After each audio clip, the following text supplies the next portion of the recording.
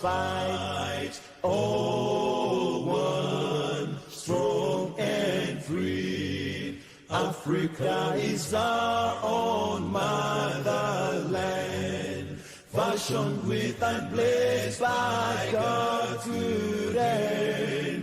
Let us all our people join as one, brothers under the sun, all one, strong and free. One land and one nation is our cry.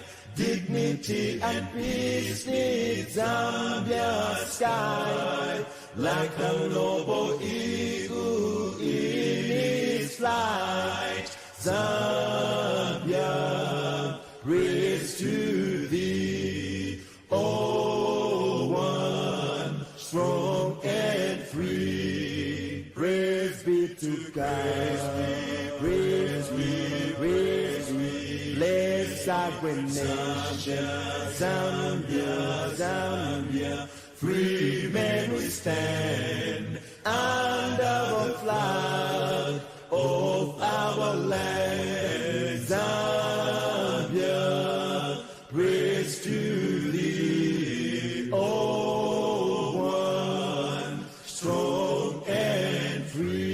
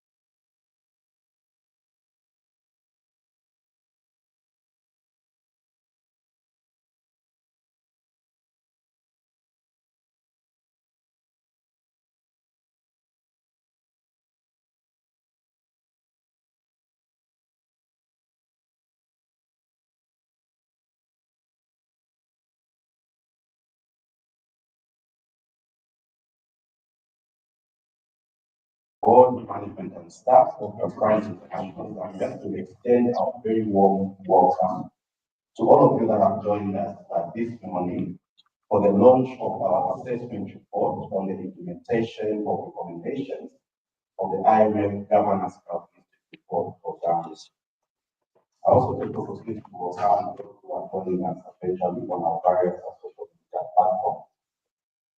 As many of you will know, the Governance Diagnostic Assessment, or GDA in short, since we recognize the lab acronym, the GDA, that the IMF conducted and whose report was published in December 2022, is an important tool for enabling different stakeholders to introspect and reflect on the progress that we are making or that we have made as a country in advancing our anti-corruption and governance objectives.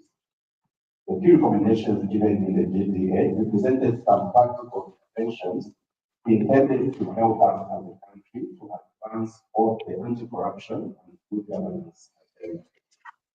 It was therefore in the broader interest of that agenda that with the support of the Chandler Foundation, TI-Z conducted this assessment in order to ascertain how much progress we have made as a country in implementing the Today's launch of this assessment report is therefore the culmination of the efforts of various stakeholders that took part in the assessment. We are confident that as we share the results of this assessment in the next few minutes, this will be yet another opportunity for us as stakeholders in the anti-corruption and governance arena to recalibrate our efforts to make real progress in our respective contributions to this cause. The discussions that we're going to be having later on after the results of the assessment are shared will be a first step towards our collective thinking on how we can advance this cause. And I'm very confident that all of us will be able to engage with the discussion in that respect. So ladies and gentlemen, with these very few remarks, it is now my honor and privilege to formally welcome you all to the launch of the assessment report on the implementation of the IMF GDA recommendations. I thank you for your attention and may God bless us all.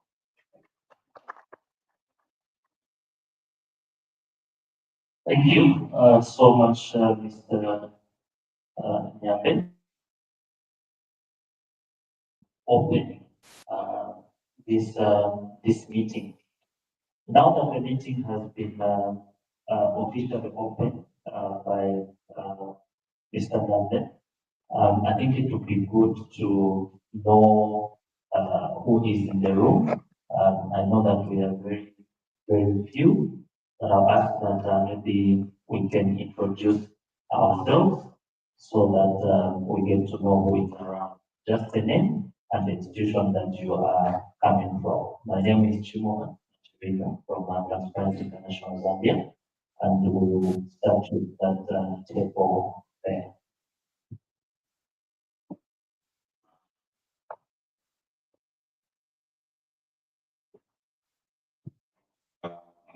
Secretary from the Zambia Public Procurement Authority. Thank you.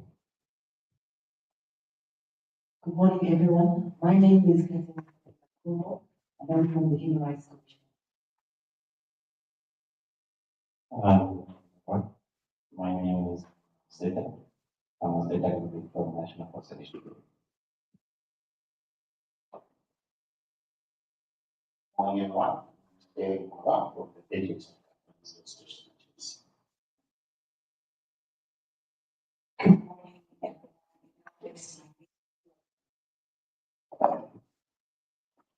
morning, everyone. My name is Ligan Maker from the Zambia IHS.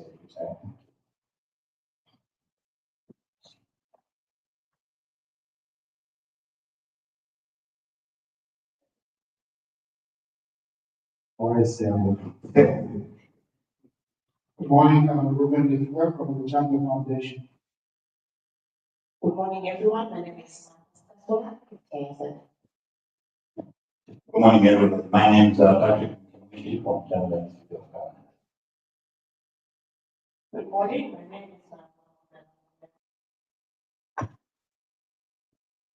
Good morning, Ashram from the newspaper. Good morning, Timothy. Right.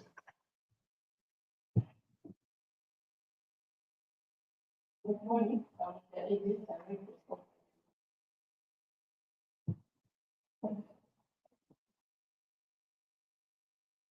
Good morning, everyone. My name is Michelle from Investigators.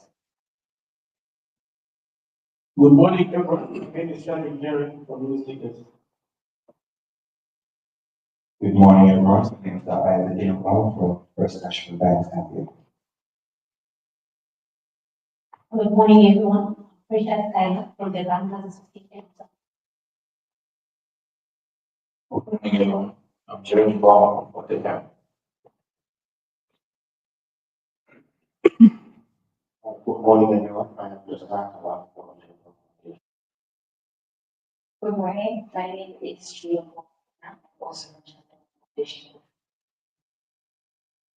Morning, my name is Chileshe Shola, and I'm from the Zambia Revenue Authority.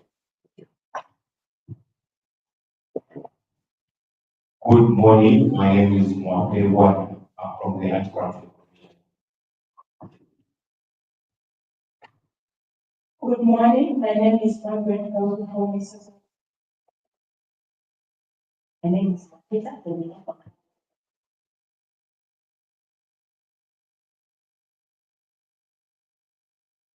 Good morning, everyone. My name is Jane.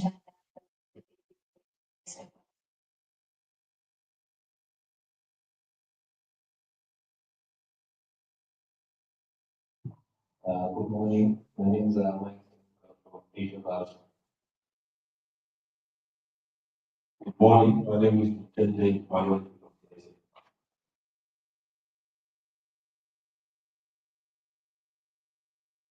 Morning. Good morning. My name is Leonard Mao. Good morning, everyone. My name is Wabena from TSF. Thank you so much for the introduction.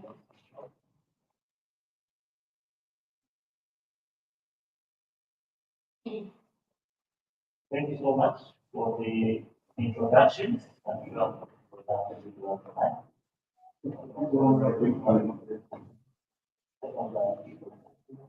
Okay.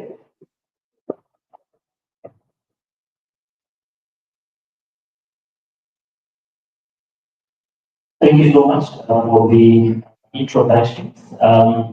So just in front of wherever we are seated, the program that has been before us. But I must mention that due to some circumstances, this program will be altered significantly.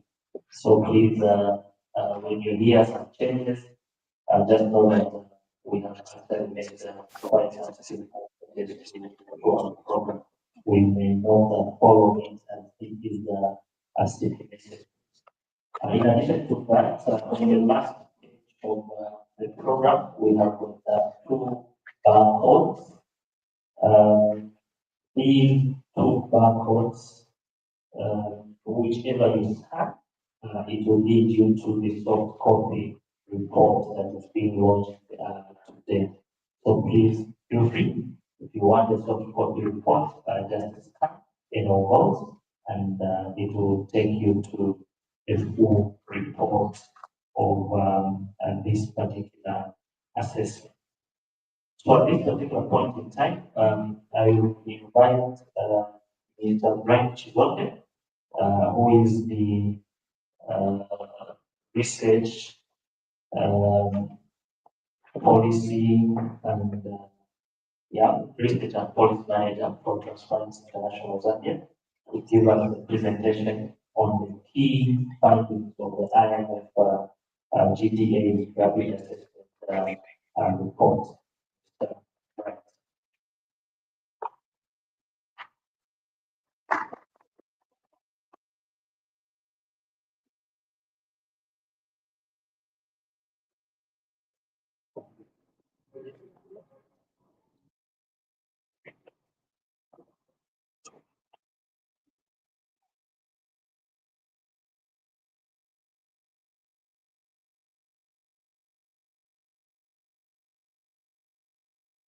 Thank you very much.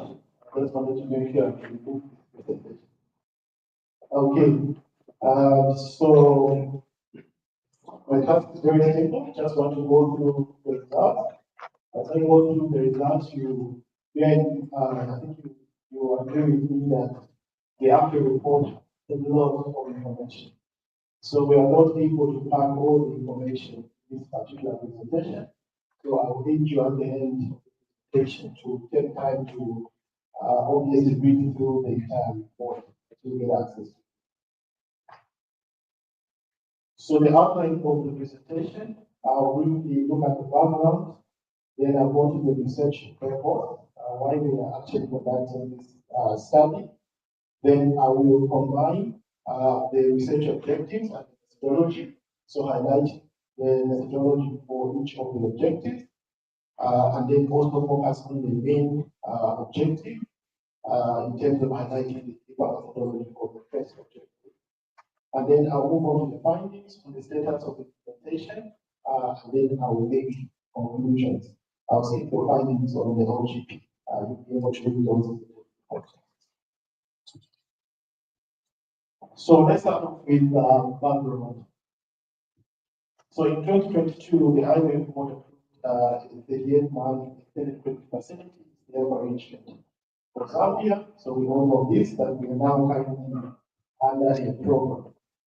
Our interest that the IMF supporting program has a specific strengthened governance. Not sure if it's very clarified, but I think that is of high interest because usually these IMF programs are extensively focused on the economic aspect of things. And so this time around, we have this particular objective. So under which Zambia has committed to sustaining efforts in tackling corruption and strengthening the anti-corruption forum. So that's why we find an organization like TSA allowed this particular report. As a basis for initiating these efforts, the country requested for a comprehensive IMF staff support governance diagnostic assessment, which is the GDA. So from now onwards in my presentation, I'll just simply say GDA. I hope we'll be together. In terms of time frame, critical issues to note in the background is that the IMF undertook a GDA mission from January to May 2022, and with the support of the Zambian government, the IMF then published a comprehensive technical assistance report, which is the GDA report, in December. The focus of this report is that the GDA focused on governance weaknesses and corruption vulnerabilities in critical priority areas. So it was looking at the governance weaknesses, different priority areas, as well as corruption vulnerabilities. So those two aspects. So we can now look at some of these priority areas. So 5 priority areas for your information. So the first one is anti-corruption and anti-money laundering. So this was of concern. Then fiscal governance, second priority area. The third one is enforcement of contract and property rights. Then we have the fourth one, which is framework of governance operation. And the last priority area is financial data oversight. There's one priority area which is of great interest to us, which is the fiscal governance priority area. So I put a note at the bottom. For these aspects of public financial management, we are looking into revenue administration, oversight of enterprises, and resource governance and procurement. So I think both look at the for these priority areas. In terms of content, you look at the report itself, here I'm going to the original, report. In terms of content, you have about 50 recommendations. So it's a very good. I don't know how to classify that. So you have a lot of recommendations. These are the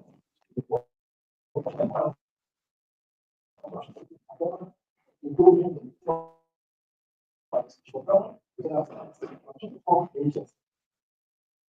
agree to this arrangement. So those are the recommendations.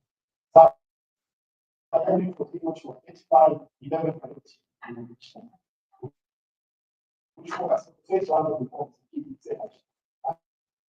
And so this report that I'm doing now, first focuses on the status in terms of implementation of those 11 priorities recommendations. So it won't be problem.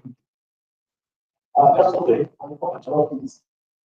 If you look at some of the recommendations, there are also used to level 4.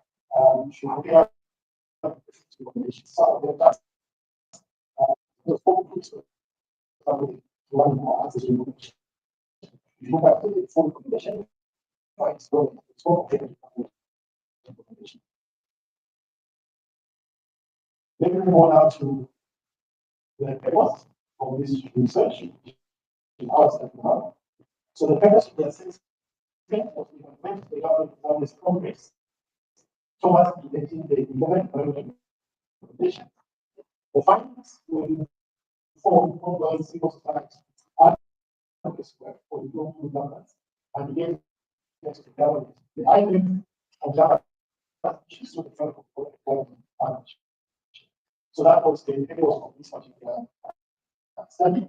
So 2.1 for our price national Zambia, the evaluates how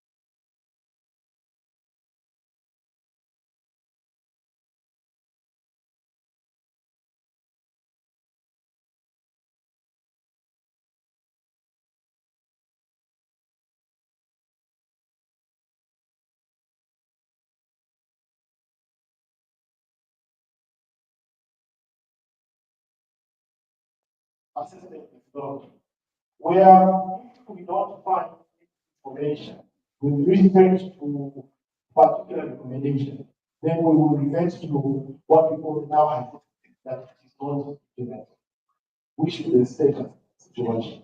However, we are looking for information. So we conducted interviews on state what we did, and we engaged under actors, organizations, space research. We are looking for information which will be for the alternative. If it's sufficient information, say that it's good. If the information highlights only aspects of the recommendation as actually been implemented, then partially implemented. So in terms of alternatives, we have two. So you will see when I present the results, some have the state of partially implemented, others have the state of full implementation. Those where we found the information about the implementation, we will say not implemented. Now, implementation planning is very important because how to ensure that the recommendation is not implemented may not be the fact that it's not implemented. What it simply means is that we need to find any information that is partial implementation or full. So if you are here, you have further information, all that information is welcome. Because it's proving the process of us, the status of all the recommendation. I just wanted to emphasize that point. In terms of approach, first we had initial testing, which resulted in the development of an inception report. So we looked at all of these issues, the background, IMF program, the GPA, went into the document. So that was our first aspect, and we developed a methodology in our research report. Then the next part, we conducted interviews with state-level stakeholders. These were the stakeholders who were mentioned in the recommendation, as where the recommendations were targeted. So if you look at the IMF report, the recommendations were specified, and the institutions were also identified who are supposed to take action in this recommendation. So we targeted those as the relevant stakeholders. In addition to that, we also other stakeholders who are around those stakeholders, supportive of those stakeholders. For example, if you talk about Ministry of Justice, we also had to interview Anti-Corruption Commission, FIC, and Enforcement Commission as well. So just to support that particular stakeholder. So after those interviews, of course, these were qualitative interviews, and then we had to analyze and then get all that information. Then we conducted the final based research. This was meant to collaborate the interview information. So just to make sure that what we are being told, that we have, for example, one of the stakeholders will tell us, we have developed a service chart. Okay, good. It's in there. So we have to go back again to check their website, download it, see what is the service chart, if it's actually there. So we have to again to collaborate the information from the interviews. Then number 4, we conducted the civil society organization validation meeting.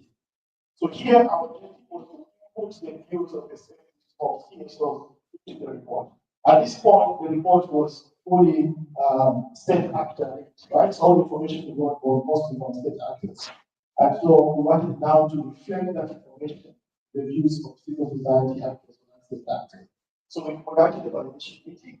We're calling this validation meeting because we presented the zero draft to the civil society actors in terms of what the state actors are saying they have achieved with respect to each of the recommendations. And then the civil society actors reflected and provided input. Just to balance that we got from the civil society actors, we had the final review stage of the report, which included an internal review, the TI-Zambia review again by the International Foundation. We also had the IMF in terms of reviewing the final draft, and then we also reflected this report to all the via email so that they can have after the civil society reflected their perspectives in the report. So that is the methodology we followed with respect to the first objective. Let me now go into the results. So for the results, I will set the recommendation because at this point I haven't highlighted each recommendation. So I will set the recommendations and then I will briefly talk about the submissions we made with respect to that recommendation. And then I will go to the conclusion, which is what we investigate the business status. As I move along, so I have 11 recommendations, bear with me. As I move along, so we able to impact on that. As I explained the observation, to which I want to also able to predict what the conclusion is likely to be with respect to that recommendation. So let's start with the first one. The first one is adopt a framework that guarantees public access. Okay, what we find with respect to this, Zambia enacted the Access to Information Act 24 2023, 13 December 2023. Section 8 of the Act provides for proactive transparency requirements on what we call proactive disclosure requirements. And while Section 4.1 designates the Human Rights Commission as the agency responsible for overseeing the implementation of the law. In terms of the perspective of civil society actors, CSO noted that the law contains some unfavorable provisions, and the government did not take into account their views in the reform process. Now, that statement at the bottom is the summary. So if you want more information, what are the unfavorable provisions? They're in the full report. And what views were not taken on board, they are also in the full report. We have references to even the studies that civil society actors undertook and provided for input, which were not taken on board. So all that information is there in the full report. I'll move on now to the conclusion. So this one, adopt a legal framework that guarantees public access to information. This one I will say technically fully. And I'll explain why. So even though the act is not effective, Zambia has fully implemented this recommendation following the enactment of the Access to Information Act 24, 2023. This is because the recommendation itself related only to the enactment and not the operationalization, content, or process followed the enactment of the law. Okay? So we wanted the law, and that's what the recommendation said, and we have this law at last. So for us, this is fully implemented. But as I said, go to the full report, you see the case study of the ATI, tells you where it is, and whether people are able to get this information or not. I'll move on to the second one, because of time. Recommendation 2. Introduce necessary measures to ensure that anti-money laundering officials, such as the Director General of the SEC, Director General of FIC, are selected and appointed transparent, merit-based, and participatory process. Now you see this is a bit, there's more flesh to it, right? In terms of the recommendation, it's clear about process and things like that. Yeah, transparent, merit-based, participatory. So we see it to be more comprehensive. So in terms of our observation, the president has the powers to appoint the SEC and the DEC and the Director of Public Prosecution, subject to ratification, goes to the Parliament, while the FIC board appoints the Director General following an extensive recruitment process. So we see some differences there with respect to that. In terms of CSO perspective, CSO noted that Parliament has failed to act due to the influence of the executive, despite civil society actors submitting pressure for consent on some presidential appointments. Again, that is a statement which is well backed up by the full report. You'll be able to see which appointments were questioned by which civil society actors, and you'll be able to find what I. So, what do we think with respect to this?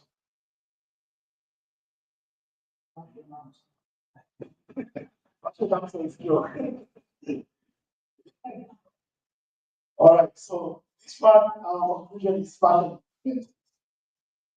So that started making this recommendation as the board of the FIC appoints Director General through a transparent, merit-based process. However, the country has not taken any recent measures to enhance the existing process of appointment of other top anti-corruption and anti-money laundering officials. So that is our conclusion.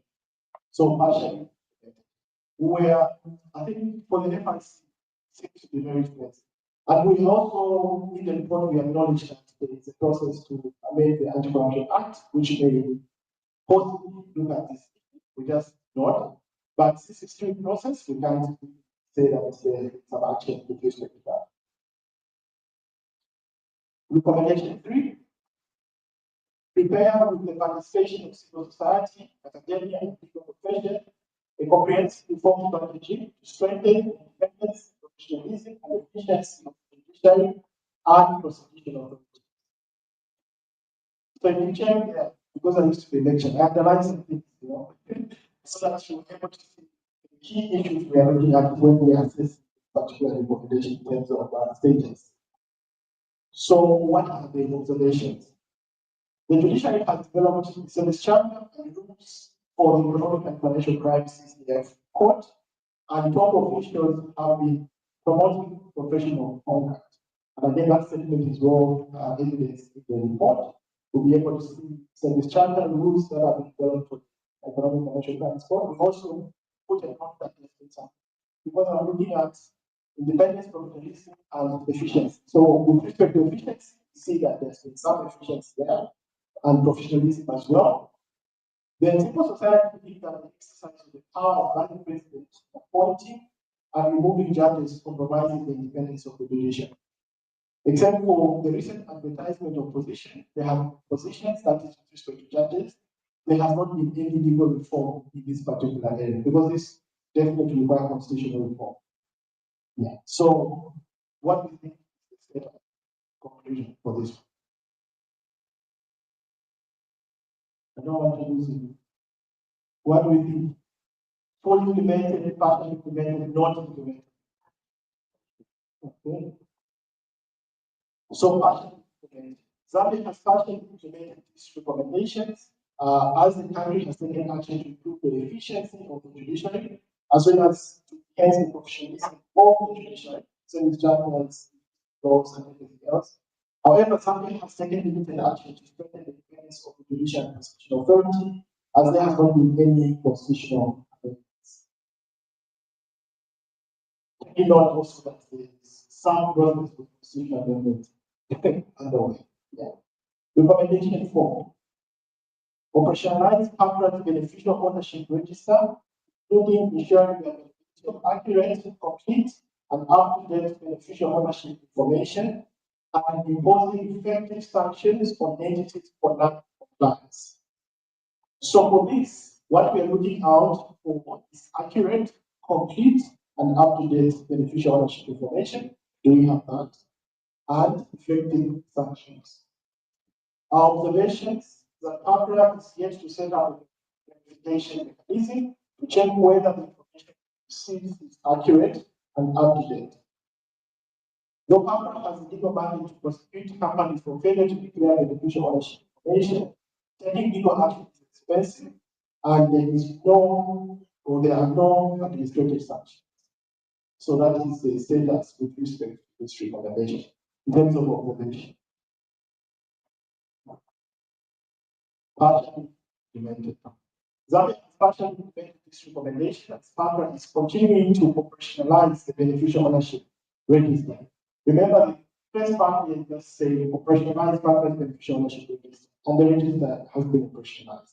However, the register does not ensure the availability of accurate, complete, and up-to-date beneficial ownership information. Further, PAPRA is unable to impose effective sanctions on entities for non-compliance, prosecution, or prosecuting companies in the lack of administrative sanctions. Again, I'll take note, and the report takes note that there is a process underway for amending the Companies Act. Recommendation 5. Prepare a time-bound action plan and roll out the government procurement.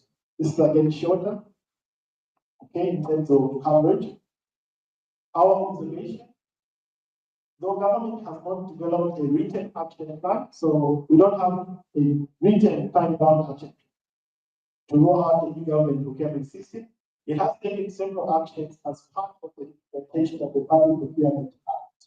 So, as part of just implementing the Public Procurement Act, there are some actions that are being taken here.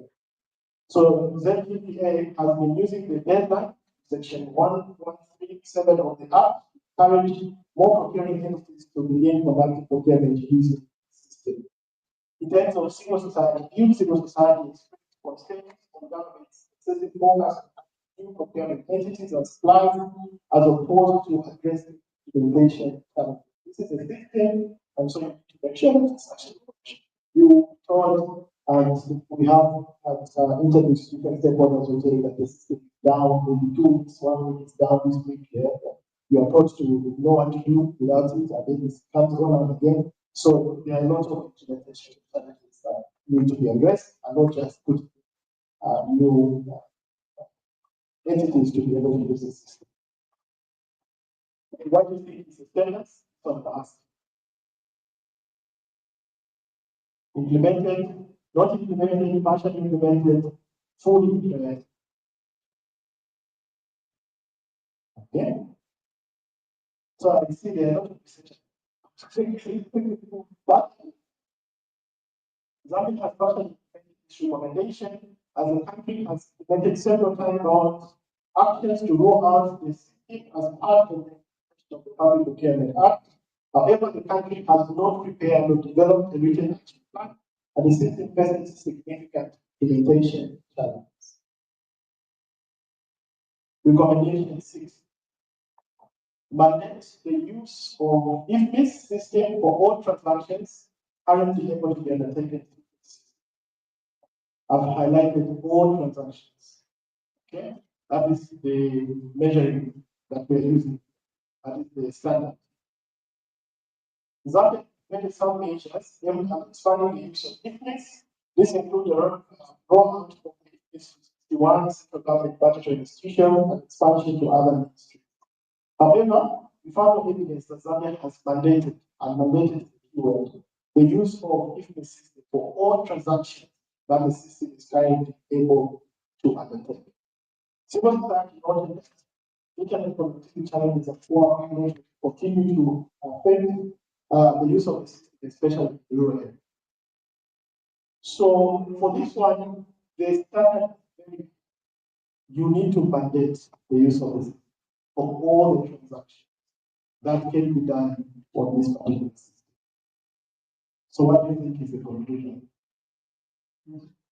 Not implemented.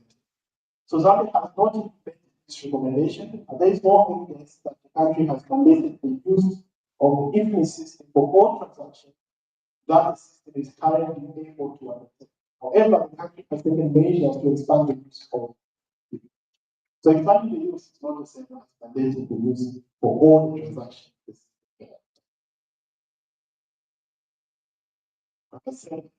So I'm moving fast. It's only 11 minutes left. So I'm moving fast. Number 7. Budget regular preparation and the extent of application of tax expenditure reports for measures expected to result in significant forward revenue. So again, mandate regular preparation and the extent of application of tax expenditure reports expected to result in significant forward revenue. In December 2024, Ministry of Finance and National Planning, published a tax expenditure report covering various tax exemptions. So when we looked back in December, we found that there was a press statement that is there on the Ministry of Finance website, where it's not that there is a publication of the first ever tax expenditure report. Very good. However, there is no evidence that government has issued any policy directive to mandate the regular publication of these tax expenditure reports in the future. So what it is just once more, we have published the first ever. What is the policy directive? We always publish, periodically publish, prepare, and publish the report of the part. So we need valid information. So Zambia has not implemented this recommendation, as the country has not taken any recent action to mandate regular preparation instead of application of tax expenditure reports. However, in December 2024, the country published its first tax expenditure report. Number 8, increase internal auditing VAT refund process and custom warehouse management, as well as other processes where IT systems are not fully integrated or unstable. So that is the eighth recommendation. This one is around increasing VAT refund VAT refund processes, but not just VAT refund processes. It extends to custom warehouse management as well as other processes where IT systems are not fully integrated. So this broad coverage for internal audits for different areas. These improvements have enabled Zambia to increase the depth of internal audits. So there are some project improvements which will find the report, where we've seen increased depth of internal audits, high risk areas, but resulting in better oversight and control. However, the ZRA has not increased the general coverage of internal audits due to resource constraints, complexities in the audit procedures, and growing to stay ahead of evolving tax compliance risks. So CSOs expressed concern that ZRA has adopted a risk-based approach to conduct targeted audits as opposed to expanding the general coverage of their internal audits. So because of financial constraints, that's the summary. Because of financial constraints, they have decided to use the risk-based approach, identify where the highest risk is, and then do the internal audits in those areas, as opposed to all the different areas. So they are not covering all the areas that where IT systems are not fully integrated or unstable, and custom warehouse management. So VAT is a highly scale. So it's not broadening coverage across all the areas, but looking at where the highest is and then going deeper in that particular area. That's what it's done. So the conclusion is partially implemented. Zambia has partially implemented this recommendation as the country has increased the frequency and depth of audits in high risk areas such as VAT refunds. Sorry, what is? We can hear.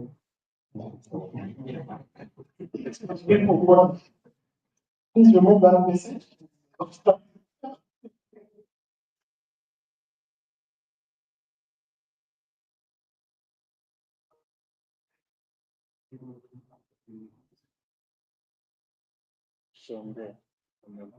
Does that mean?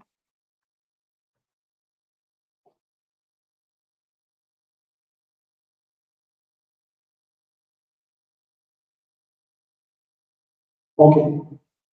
I hope yes. Number 8. Zambia has partially implemented this recommendation as the country has significantly depth of bodies in high risk areas such as VAT funds, resulting in better oversight control. However, the country has not increased the general coverage of internal audits in other areas due to financial and technical constraints. It's strange that we are talking about financial constraints for ZRA. Is it not when the money is recommendation now? Strengthen the Ministry of Finance capacity to scrutinize license and transfer applications and monitor the commitments on safety and environment, work programs, and here again I have highlighted what we're looking at for license and transfer applications, commitment on safety, environment, because there's also work programs and production. But we just focus on commitments to safety and environment. Observation, ministries are operating an online process that orders with the bank and facilitates for interested parties to make binding license transfer applications electronically. All right, so the process has become digital, and that actually improves in terms of scrutiny license transfer applications. So I think on the first part, that's good. Civil society has expressed concern with the Ministry of Mines and Ability that it's not doing enough to monitor the specific commitment of mining license holders on safety and environment, as evidenced by recent mining accidents of the environment. So on the aspects of commitment to safety and environment. So when you get a license, you also make commitments, right? To make sure that there's safety and you also adhere to environmental regulations. And so on the aspect of monitoring, the aspect of safety and environment, we have challenges. So based on what I've said, you can predict, right? But So that is part of the recommendation. The country has digitalized the licensing process against its monitoring framework through the introduction of cancellation of non-compliant licenses.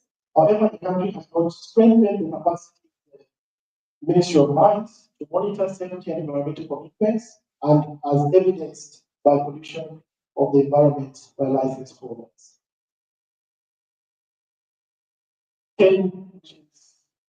Second last.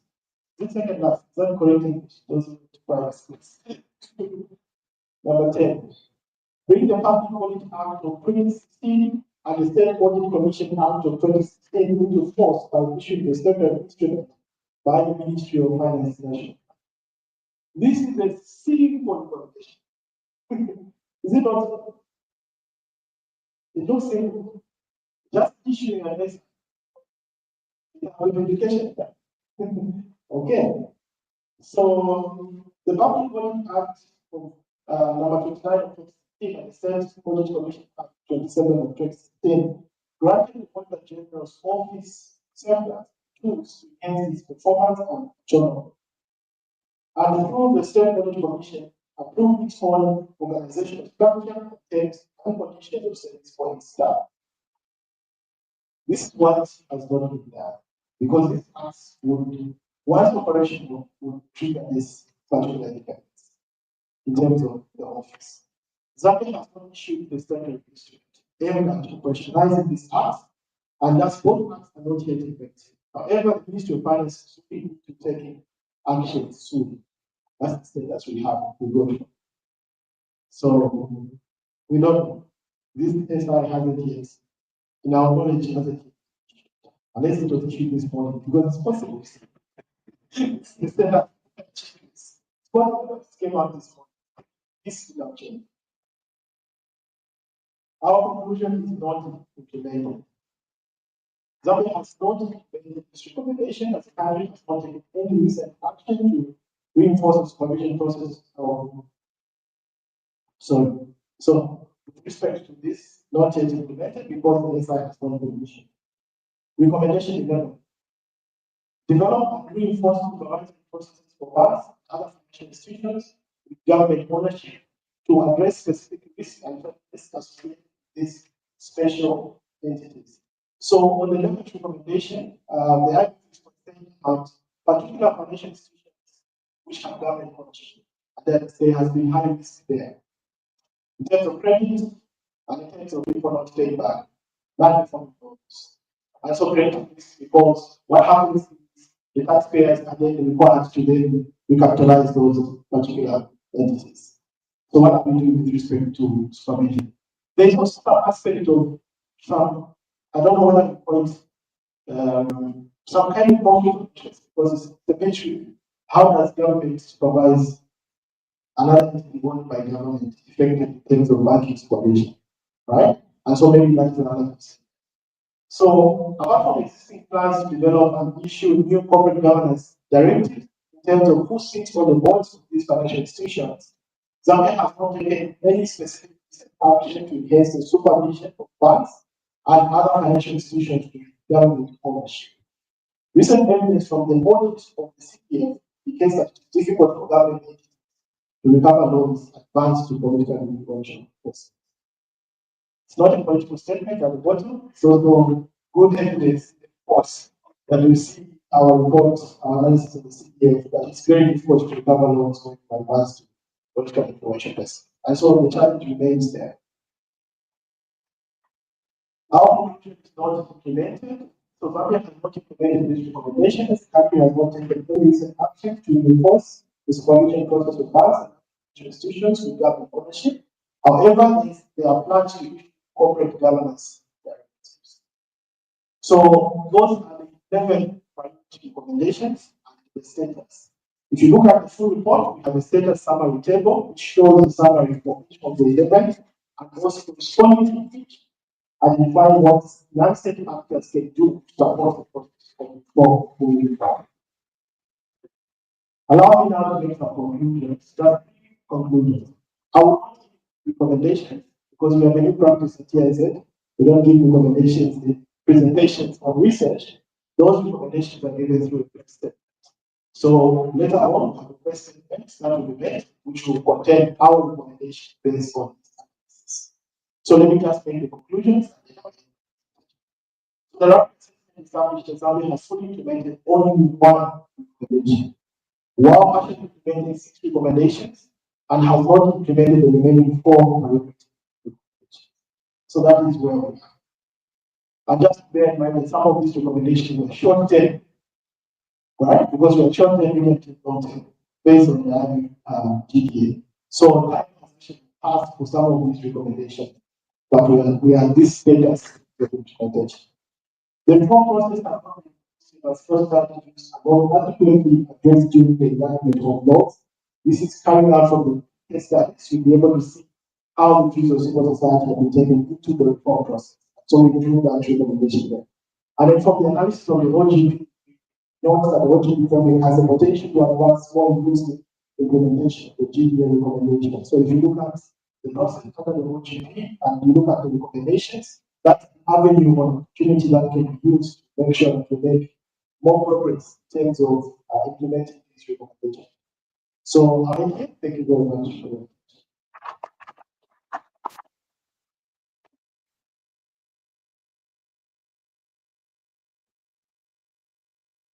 a hand for Mr. Chizote again. Thanks, Mr. Chizote, for that presentation. I'm sure it's been very, very informative, and also it's been summarized in a way that it's easier to understand and also to follow. I know that people have got questions, but perhaps what we can do is that we will break for some tea so that we can warm our thoughts and also get warm to ask questions and also respond to the question. So at this particular point in time, I will ask that the executive director of TI-Z leads the 2 high tables to have our team and the rest of us form. If we can do this in the next 20 minutes, 15 minutes, I think that would be fine. Then we'll come back and we will continue. And as we come back, we'll continue in this manner. We will have the following people to comment on the findings or the presentation that have been made. The first one will be the Executive Director for Chapter 1 Foundation, Mr. Lusaka, and he will be followed by the Country Director for Chapter Foundation, Mr. Ruben Lufuka, and then Madam Mondemara will also comment and email that from GIZ. They will open for the rest of us to either comment or ask questions. We can proceed to have our answer. Thank you.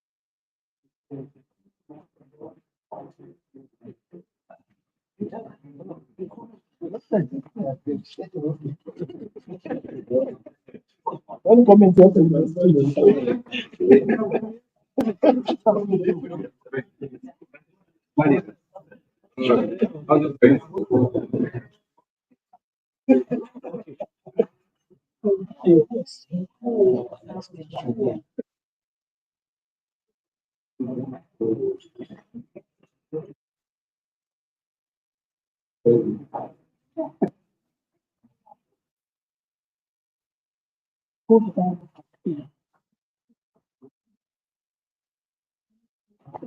Yes, I actually want to.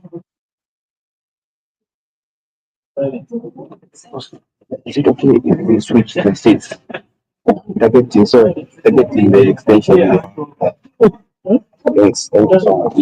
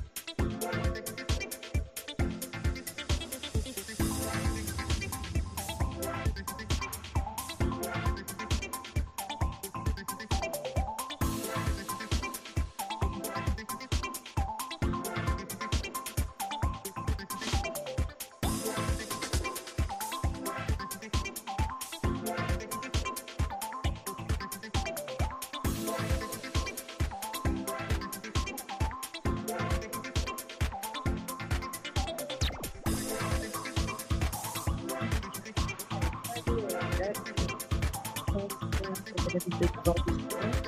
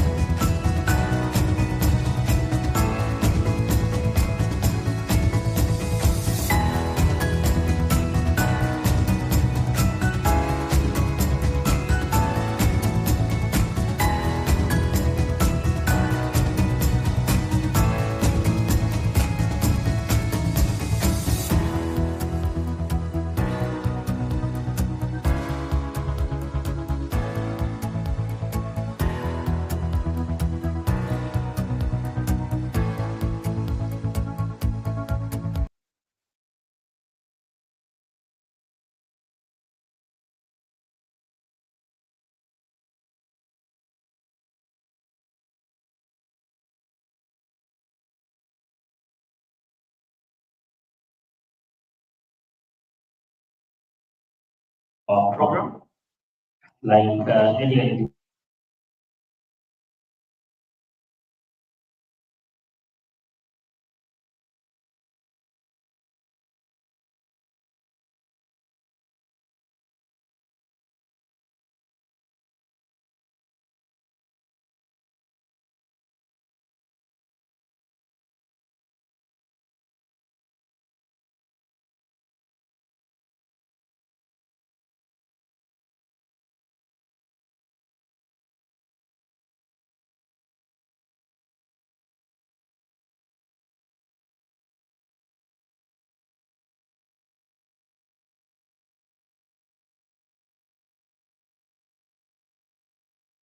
for the sharing the report findings and giving us the opportunity to react to them.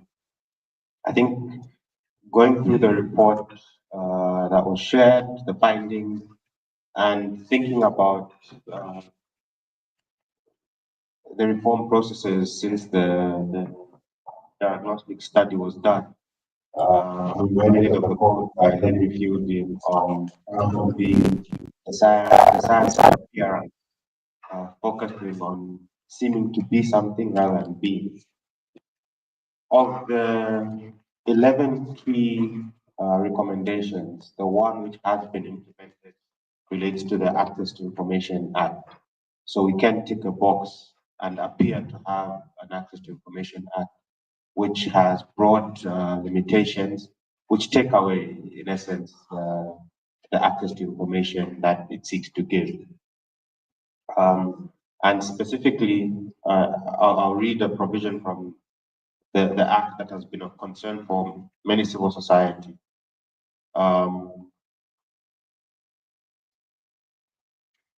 Section 30 of the Access to Information Act prohibits the disclosure of information relating to prejudicial policy formulation, for example.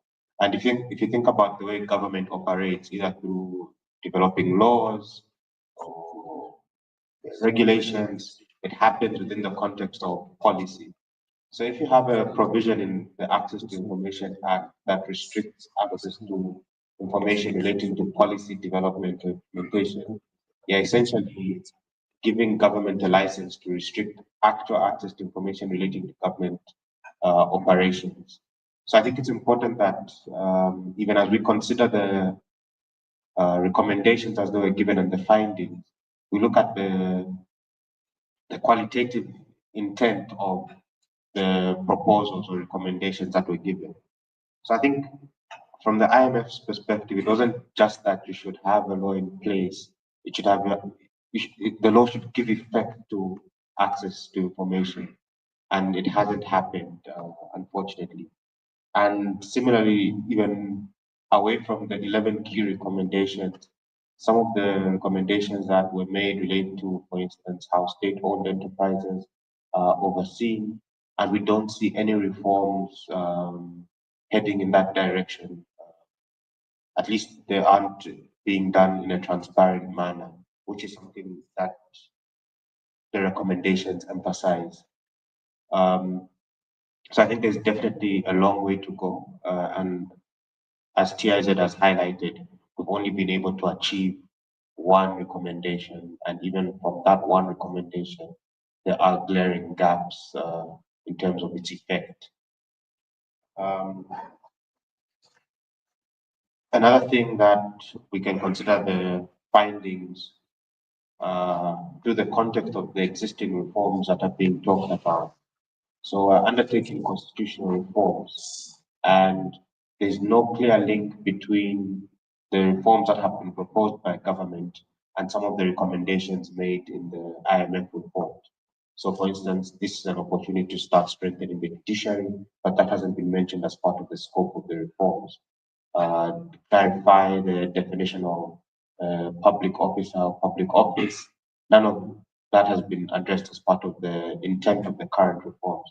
So I think we're also missing an opportunity within the current reform process to address some of the gaps that were identified in the IMF diagnostic study.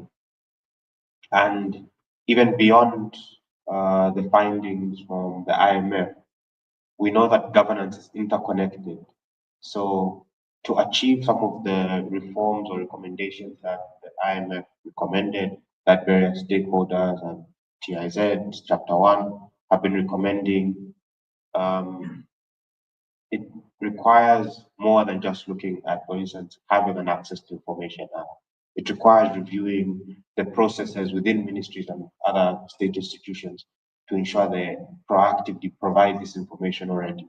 So I think there's need to, in future, once we receive a recommendation or study, look broadly at what other contextual issues we need to address, which is something we've missed out on from the recommendations of the IMF, but also in terms of the approach we are taking to existing reforms. I'll end here. Thank you. Thank you so much, Mr. Josiah Kalala. Quite interesting submission there, especially one that speaks to the access to information piece of legislation that we have here in Zambia. We'll move on, and I will ask Machambala Mondela to also comment. And since this event is being streamed live, the technical people are asking that perhaps maybe assuming your submission for the benefit of those that are following us, you don't look to the direction of the screen, that you look in the camera, so that you the camera is just behind there. They are indicating that it's limited in terms of the cable for them to be able to move it around. That is the report.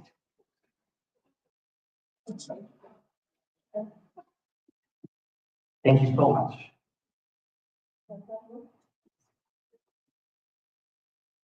Okay, thank you very much for the opportunity to respond to the report.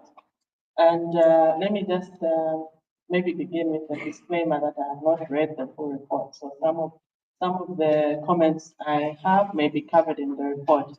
But also just to say thank you to TIZ for taking this initiative to do an assessment of the implementation of the recommendations. I think that's very important and something that all of us are keen to see.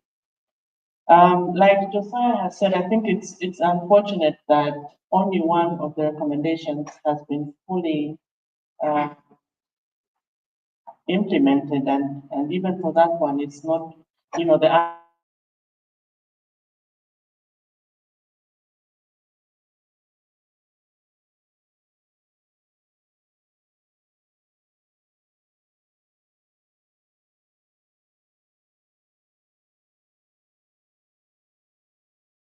responsible for some of these recommendations. Did they highlight the bottlenecks and what can we do about those bottlenecks? And then I think also we appreciate that some of these changes require some time and resources, and therefore it would have been useful to capture the perspective of cooperating partners, because I do know that when these recommendations were made by the at the recommendations and sort of did a mapping to see which of the partners can support which aspect of the recommendation. So it would have been good, I think, to have a sense of what support was provided, what has that support yielded, and what is the progress towards addressing the recommendation. But nonetheless, I think this report provides an opportunity to ramp up the advocacy around the recommendations, but also the collaboration with government, but also an opportunity to elaborate the details in terms of what is expected in terms of the recommendations. I see many of these recommendations as minimum standards. For example, have this act in place, but we know that the process of developing the act, the content of the act is also important. So maybe we can spend some time unpacking some of these recommendations. Whether those suggestions are taken on board, that's another issue. For example, when you talk about the comprehensive reform strategy for the judiciary, what does that look like? What does it need to cover? What are the benchmarks that we would like to see? So I think overall, the report gives us this opportunity to just reflect. I think it's been a while since the report came out, and maybe people have sort of forgotten about it. I'm thinking even of civil society. So I think this is an opportunity to just reflect and keep up the pressure.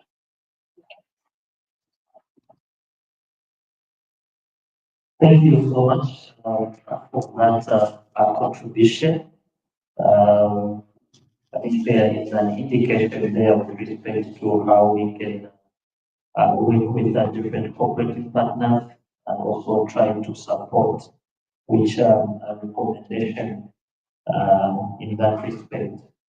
I will move on to the private citizen who indicated also that I think it's also important to hear from private citizens compared to just getting submission from civil society organization.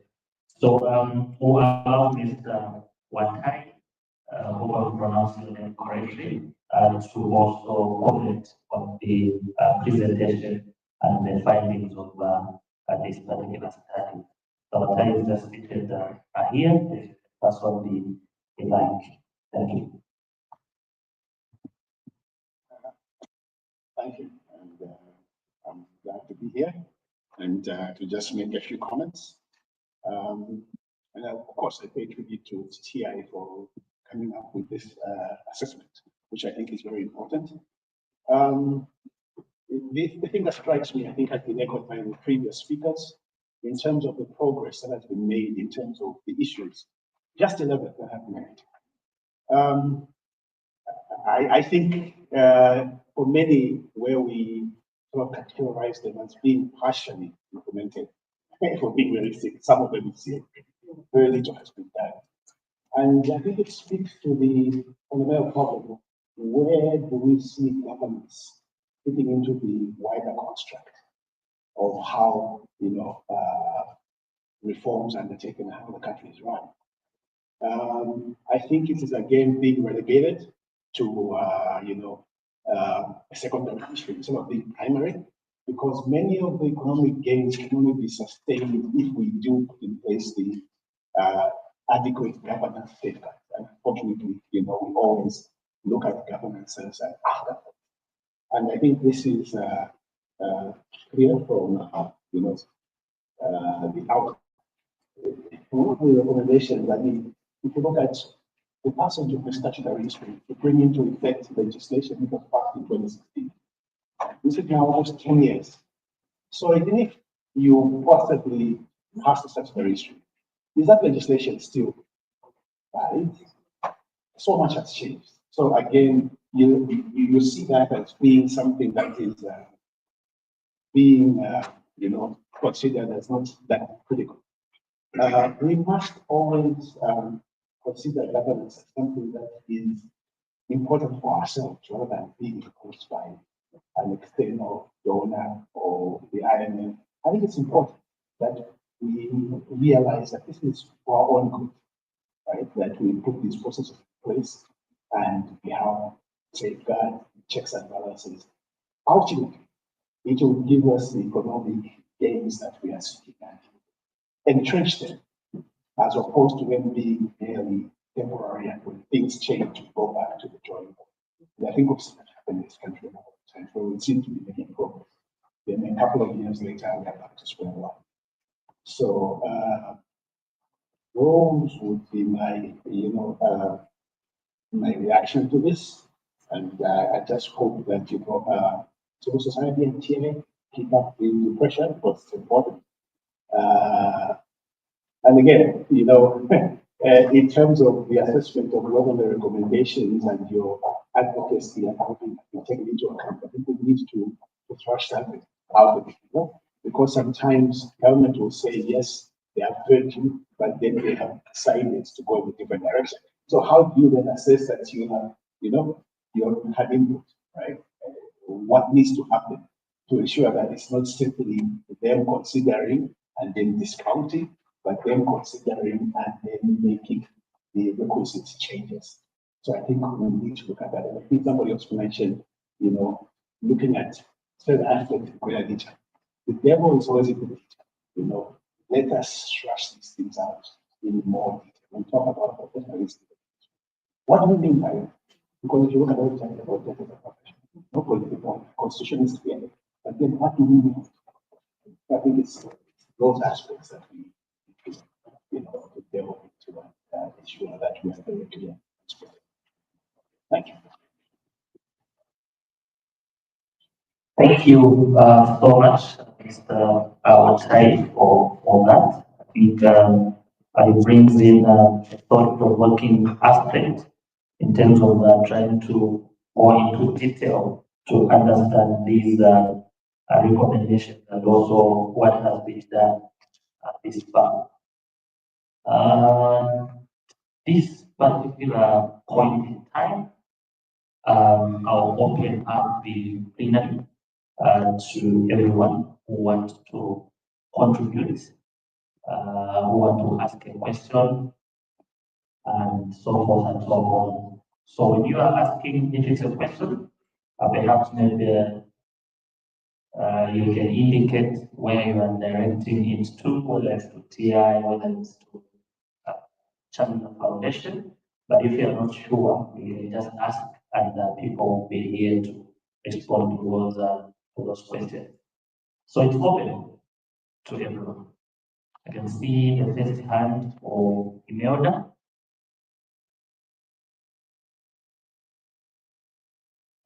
Thank you, and thank you, TI, for the great work on this report.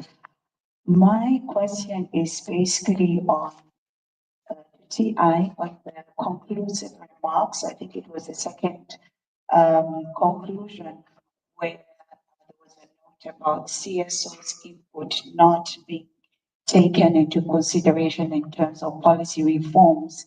So coming from working in a policy space and having seen the challenges in that space, this challenge is both from CSO and from government's side. In one respect of CSO's preparedness in these policy reform processes, but also I would say lack of early engagement of CSOs in these processes so that they could adequately prepare and be part of the dialogue. So my question to TI is, looking at this report, what strategies are you putting in place engage government on these findings? I stand to be corrected, but I don't think I heard anyone from government in this space. So it will be interesting to hear what strategies you have to ensure that this report goes to the right stakeholders. Thank you.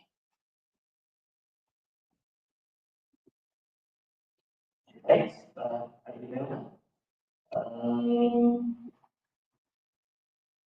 It's open to everyone. Questions, comments. Okay, there's a hand raised. Okay, Josiah. It was a point I forgot to mention in terms of the access to information. If you look at nearly every law enacted after the Access to Information Act, there's a provision that prohibits the disclosure of information to unauthorized persons. So again, in the context of reviewing findings, studies, recommendations, and so on, how do you weigh the existence of an Access to Information Act, but then other laws that again continue to restrict the provision of information? How do you weigh that in terms of interpretation? Okay, thanks, Josiah, for that. Any other question, comment? Mr. Chizol, do you want to comment? Okay. Yeah, so Mr. Chizonda is the advocate audit and research manager. So I think the question that has been asked by email is actually directed. Thank you. Thank you very much. So let me start by responding to Madam Malala. In terms of identifying the challenges and the bottlenecks, this was an issue of concern as well, instead of just looking at status. So for each of the priority recommendations we assessed, we have included in the main report the challenges that we observed with respect to that recommendation, as well as prospects, which are good things that are likely to lead to the implementation of that recommendation. So those are included in the main report. So we have the prospects and the challenges for each of the 11. I think that will maybe address your question in terms of bottlenecks, but I think there is more that could have been done to identify the critical challenges that are limiting some of these recommendations from moving forward. Then, in terms of inclusion of cooperating partners perspective, yes, we also attempted to do this, although we did not interview enough cooperating partners. We did some interviews, and in the main report as well, you'll be able to see some aspects of support, like for example, programs that are being implemented by the World Bank, which are supportive, as well as the IMF technical support on, for example, the review of the Anti-Corruption Act or the Companies Act. So we have also highlighted those in the report, that you'll be able to see some of the support that government is receiving from some of these cooperating partners. But of course, I think you sitting where you are, there is more programming happening around this recommendation, and I think it would have been good for us to go deeper and look at all of that support. Yeah. And then lastly, I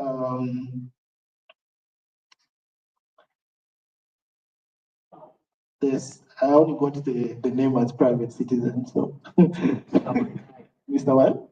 Hi. Oh, okay, yes. So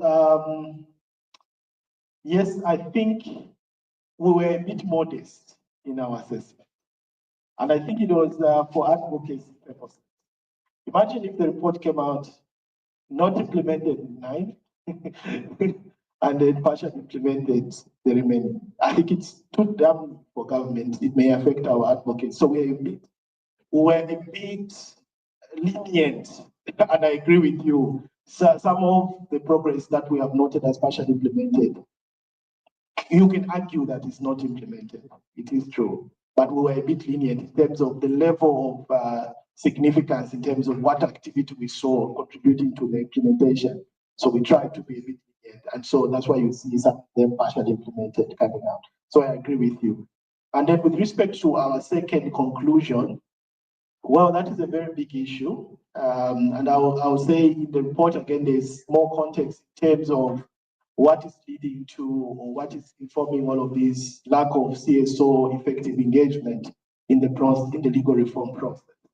And I think in terms of advocacy strategy, just to make mention that we, of course, have set up plans to go beyond just launching this report. So we are planning to have an engagement, most likely a public discussion, where we have different public sector entities, government officials represented there, so that we can have a dialogue on the status of implementation and what they are really doing with respect to these recommendations. And so that will be very, I think, beneficial moving forward. And then we'll continue our usual advocacy channels. We issue statements, and I'll just mention, of course, I think sometime last year, we were very critical about the fact that CSOs were not included in the review of the Anti-Corruption Act, and that the Act had progressed to the level that it was almost going to Parliament without really any input. And so we issued a very strong statement, and we saw afterwards some change in terms of position, government position, and then you see engagement now coming on board. And then we see CSOs engage later on January, and so the input was then given. Of course, it's not just about engagement, it's also about making sure that what we say as civil society views are actually incorporated and we see them in the final act. So there's a lot that needs to be done there, because we actually believe that if the engagement only happens at the level of parliament, it's not really effective for us. We need to engage at the drafting stage of these laws. And so that is what we want. We have challenges there in terms of when the drafts are shared with us, sometimes they are classified, because they are shared with us when we are in the meeting, and then we can't live with them. So if we send an officer there to participate, he can't consult. We don't have time to meet as a team to look at the entire draft because it's confidential. You can't go with it. So some of those challenges continue in terms of engaging civil society actors. And when we input, sometimes we're just taken as TI-Z was there, you sign, and then they take note that you were there. And then afterwards, they don't take into account what you said. So there is a lot that needs to be done to make sure that civil society views are taken on board in the legal reform process. Thank you. Thank you so much. You want to ask a question? Okay. Allow the big man to ask a question. Well, the question of that you answer yourself. Well, that's the problem of wearing too many hats. So I'm now a private. So I was just going to say, I think the report does point out a number of key recommendations. But what struck me, just listening to the presentation and reading the report, is that the GDA was commissioned by government. The GDA was serving as a mirror to the new government as to the state of governance and the areas of reform. Therefore, one expects the government will take the recommendations, the initial recommendations made by the IMF seriously. They asked for this, they gave them a mirror, and they should therefore be using this as a stepping stone to improving the governance landscape in this country. So it's good that some progress has been made, but seemingly, now I have to face this one. The man is just putting the camera on my head. Yeah, there's some progress made. However, we need to have a conversation. It will be important to have a conversation as a country. Why have we not made progress on all the recommendations, the 11 recommendations? Where are the challenges and what can we all do? This is not really just about government. Is there a role for the cooperating partners? Is there a role for CSOs, etc.? So I hope that this report in itself does trigger that conversation, broad-based conversation. The other worry that I have, and I'm hoping Bright and others who follow this issue will be able to speak to this, my understanding is that the ECF by the IMF comes to an end in July. Am I right? October. So what happens thereafter? So government now have been motivated by the fact that every 6 months they have IMF staff coming to do the reviews, and therefore they need to show progress of what has happened. So what will happen in October? And we'll be going into an election. So are these matters really going to be significant thereafter? So the point really is that we should institutionalize what has been said in the GDA as opposed to just using this as a tick box so that we get board approval for the next disbursement of funding from the IMF. So again, we need to have a conversation around that. The issue of linkages, as Josiah rightly said, we commissioned the GDA. So how is it that some of these recommendations which require constitutional amendments are not part of the 13 proposed constitutional amendments? I mean, for instance, merit-based appointments. If the weakness is in the constitutional provision which does not allow us to have an open merit-based recruitment of, say, the Director General of any of these accountability bodies, why didn't we prioritize it? On one hand, we indicate we are keen on fighting corruption, but we're failing to deal with these matters in a manner that allows us to be more efficient by making appropriate constitutional amendments. But what's also the linkage to ongoing processes? We are now coming to the end of the 8th National Development Plan. And some of these important recommendations going to, in a way, feature in our discussions on the 9th National Development Plan. Are we going to also incorporate some of these important recommendations in the OGP process, which government has signed up to. So I think that this in itself gives us a lot of food for thought. It does give us a number of pointers on where we still need to do a bit more work in strengthening governance. But we should own the process. It should not be an IMF process. This should be the Zambian process on how we want to improve our own governance in this country. Thank you very much. Thank you so much, Mr. Lifuka, for that. I stand to be corrected. I didn't hear a question in there, but it was a comment and a very good comment around that. Any other comments, questions? Okay, I see now. I see Josiah is begging to say 1 or 2 things. Please give him the mic. I just thought we could respond to the question from Imelda about what civil society is doing in terms of strategy around getting our inputs onto legislative or policy processes. And yes, TI-Z is hosting us out. The TI-Z answer that. It's I know easy will answer, but it's I think the question is directed toward the civil society organization advocacy. It's quite broad. Thank you very much. I know why Josiah has asked me to, and I was actually hoping that you would say something, but it's fine. I'll still say it. I think the issue of engaging CSOs is a critical one, but also for me, I think one of the things that we need to think about even as CSOs is this whole question around the effectiveness of the engagement that we're doing. Is it engagement just for cosmetic purposes, or is it really engagement in the real sense of the word? And the reason I say that is because we have been scammed on several occasions, actually, if I may use that phrase. And I think the most recent example probably that we can share, which I was hoping Josiah was going to speak to, is just what transpired with the cyber laws, the 2 recent cyber laws that were enacted. You remember that at some point they were withdrawn, pending wider consultation. So at that point when they were withdrawn, of course we were very happy because it was more like a win for us as civil society, because that's what we had been calling. So I said they would withdraw them, and then they would engage in a process of consulting with us, other stakeholders, which they did. Invited a number of CSOs to state us and things like that. And we had conversations, we had our concerns put on the table, and we had our suggestions for what should happen with the laws. Lo and behold, a few months later, the 2 laws were passed. First of all, we did not even know that the laws were passed. I think everybody of us only got to know when the USAID statement was issued.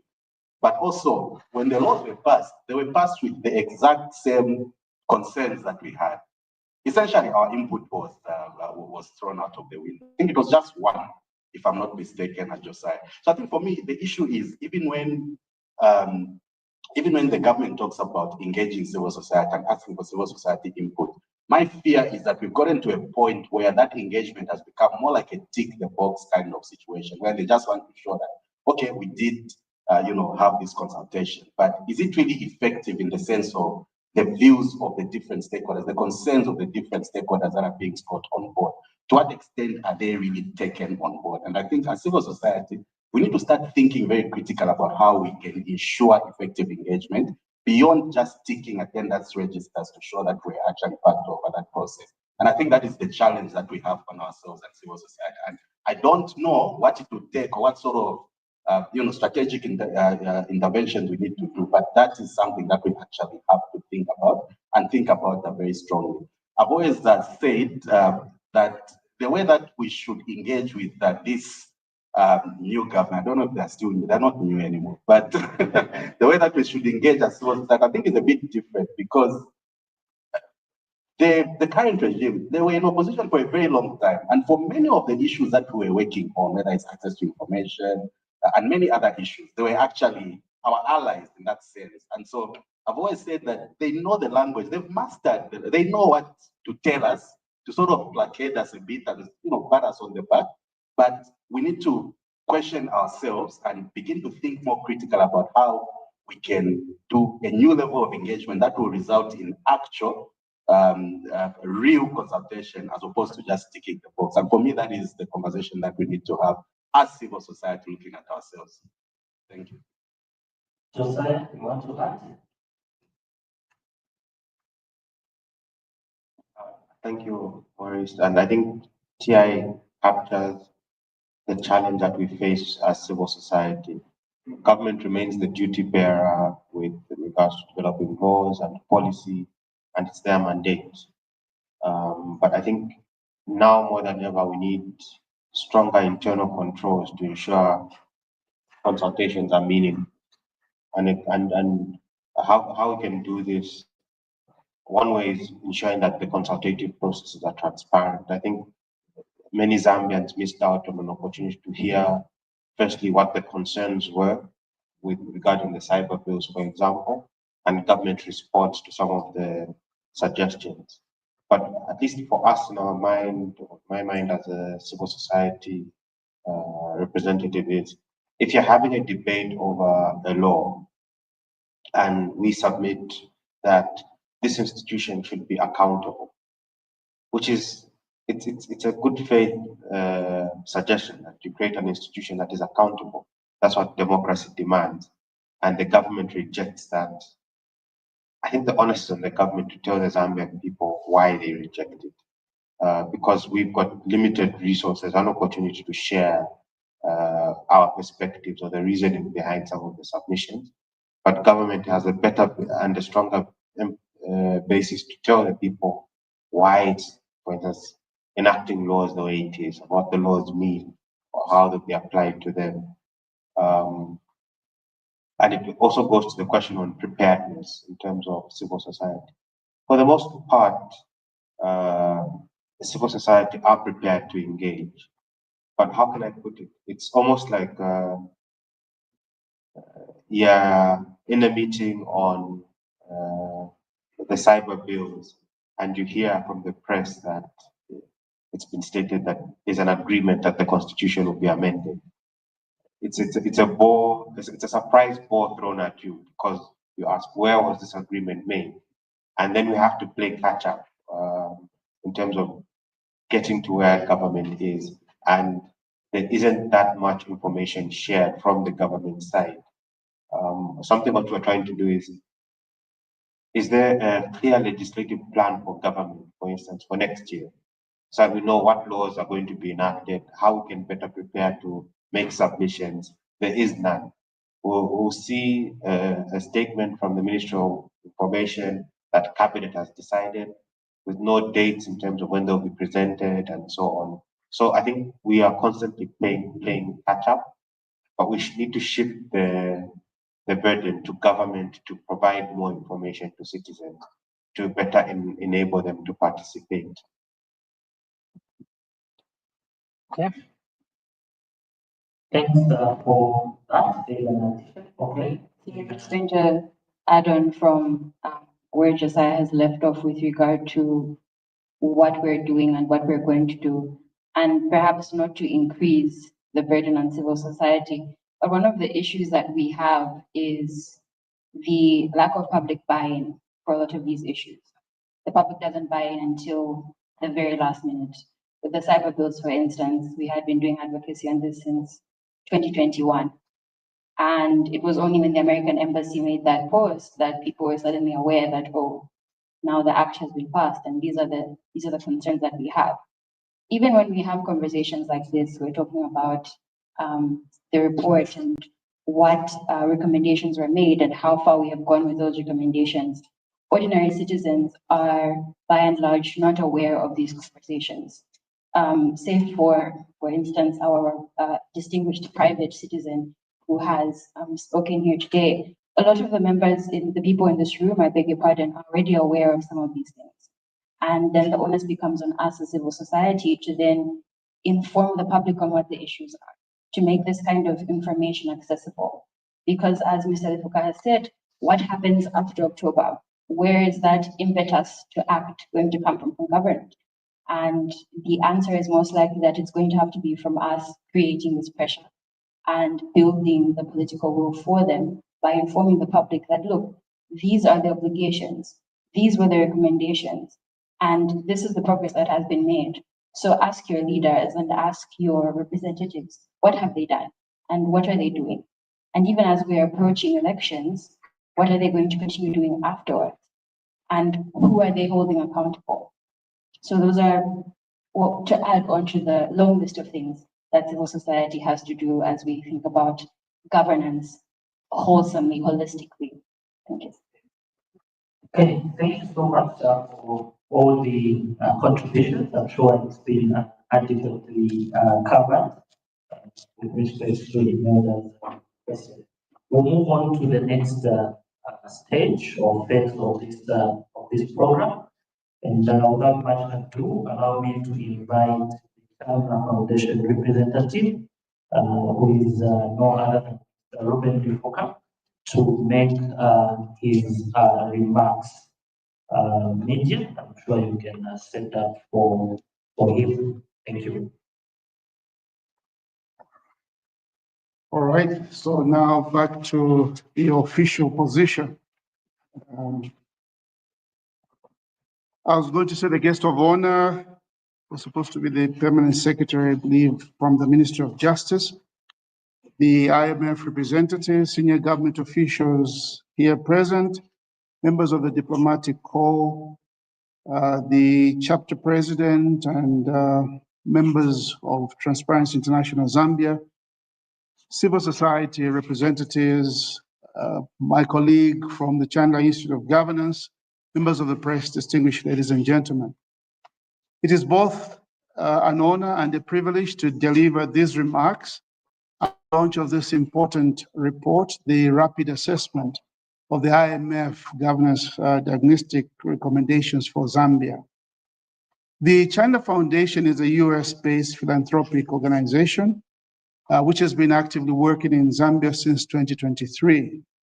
And our mission is to build cultures of integrity as foundations for strong and prosperous nations. We believe that high trust nations and societies have greater political stability, vibrant marketplaces, and flourishing communities. We work by partnering with leaders and institutions that demonstrate genuine commitment to governance reforms.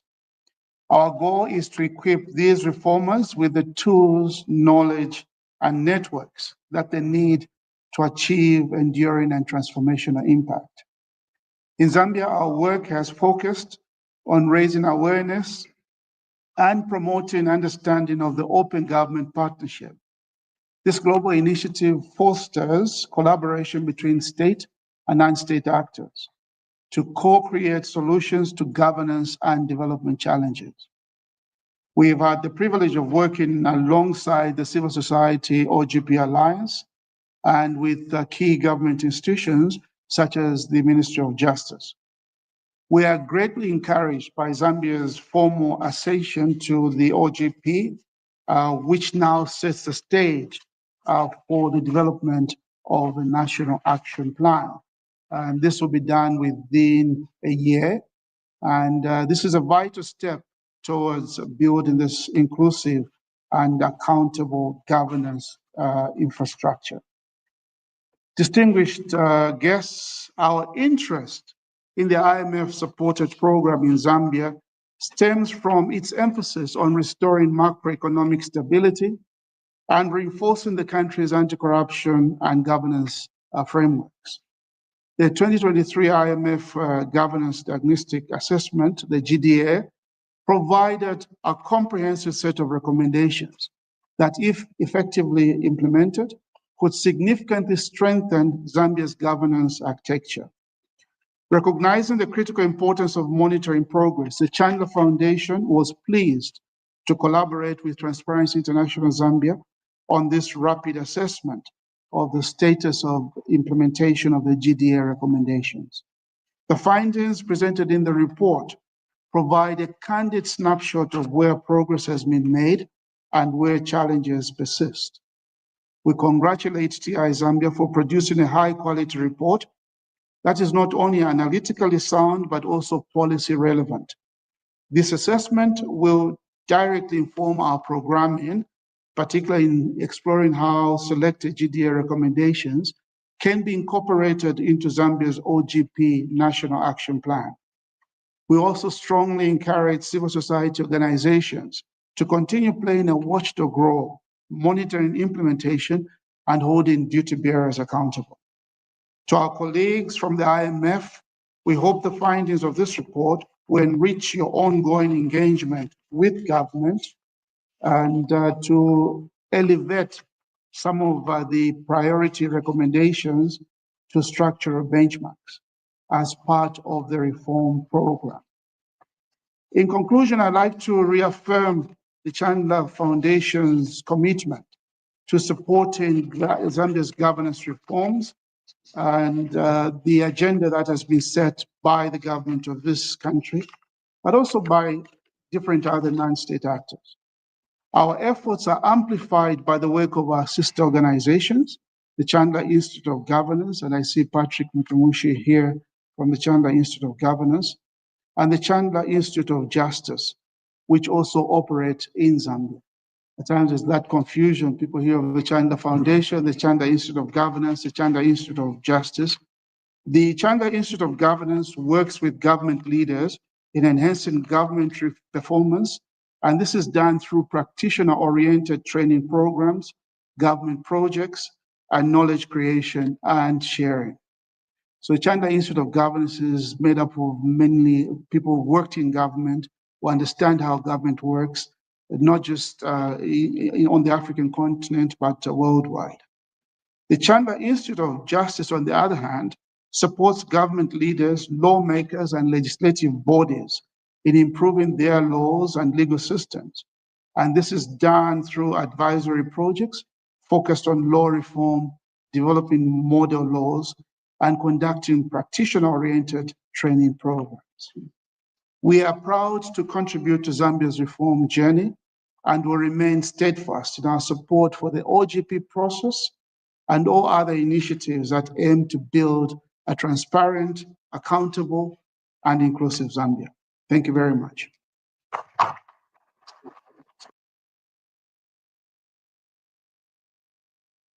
Thank you so much, Mr. Tuka, for the speech. We'll move on with our program. And right now, I will invite the TI-Z chapter president, who will give us a keynote speech, like indicated earlier on. She's being represented by Mrs. Martha Skasula. After this keynote speech, we will definitely go into the official launch of the report. You're welcome.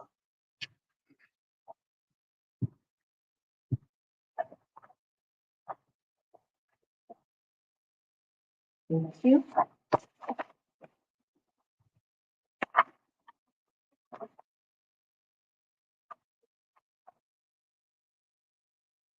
The Permanent Secretary, the International Foundation Zambia Country Director, Mr. Ruben Lifuka, representatives from government ministries and agencies, representatives of civil society organizations, representatives from cooperating partners, members of the press, ladies and gentlemen. Good morning.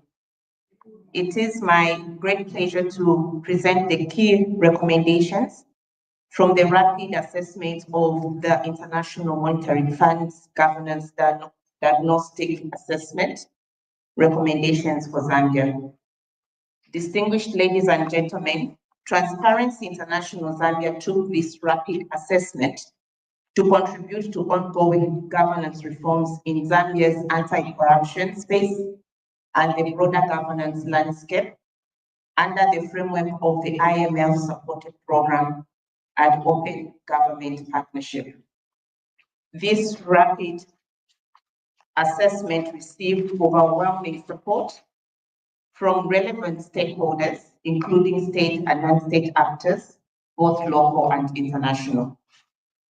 We are especially grateful for the support we received from the International Monetary Fund with their staff taking time to provide key insights during the conceptualization and reviewing of the final draft report. This staff, as well as the study, would have not been possible without the financial and technical support of the Chandler Foundation, which commissioned the study and thereby demonstrated their trust in TI-Z's ability to undertake this noble task. Distinguished ladies and gentlemen, one of the key objectives of this study was to provide recommendations on the priority and sequencing of specific milestones over the next 4 years following the assessment of government's progress in implementing the DGA recommendations. The recommendations in our rapid assessment report have therefore been specified with defined timeframes for government and non-state after actions. This approach is important as it is not possible to implement all the envisioned governance reforms in the short term and demonstrate the need for collective action and a multi-stakeholder approach to achieving real change. Distinguished ladies and gentlemen, considering these findings, Zambia should take action to finalize the regulations, rules, and guidelines to make the access to information law effective and enhance non-state actor consultations in the legal reform process. This should include the ongoing review of the Anti-Corruption Act and operationalization of the ATI law. Further, it is our view that the IMF should also improve the scope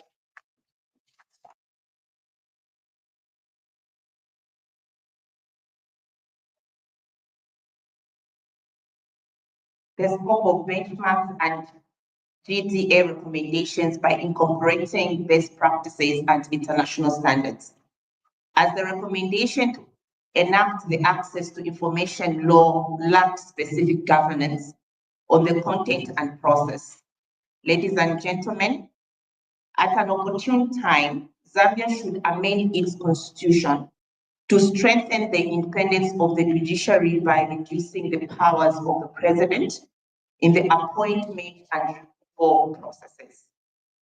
Further, the ongoing amendment of the Companies Act number 10 of 2017 should also bring the provisions on beneficial ownership in line with the Financial Action Task Force standards, including the introduction of administrative sanctions for non-compliance companies. Distinguished ladies and gentlemen, the Zambian government should address the implementation challenges in the rollout of the e-government procurement system, including internet connectivity and power outages, and issue a policy directive to mandate the publication of the tax expenditure reports on measures that result in significant foregone revenues. Following this rapid assessment on the status of implementation of the DGA recommendations in Zambia, TI-Z also calls upon the Zambian government through the Ministry of Finance and National Planning to increase funding to the Zambia Revenue Authority in order to increase coverage and enhance the human resource and technical capacity in conducting internal audits. The government should also urgently take action to control illegal mining so as to reduce the loss of life and strengthen the capacity of the Ministry of Mines and Mineral Development to monitor the environmental commitment of legal mining operations. Finally, we also recommend the enhancement of the performance and institutional autonomy of the Office of the Auditor General by issuing a statutory instrument to make the Public Audit Act number 29 of 2016 and State Audit Act number 27 of 2016 effective. These reforms are critical if Zambia is to make more progress in implementing the GDA recommendations. I beg your pardon. As I conclude, I wish to reiterate TIZ's continued commitment to the anti-corruption and good governance agenda, and we are grateful to partners such as the Chandra Foundation, IMF, and other CSOs and indeed governments for the mutual commitment in that respect. It is our fervent hope that all of us as stakeholders will find our entry points for more and making our contributions to the full attainment of the GTA recommendations. With these few remarks, it is now my honor on behalf of the chapter president to declare this report officially launched. I thank you.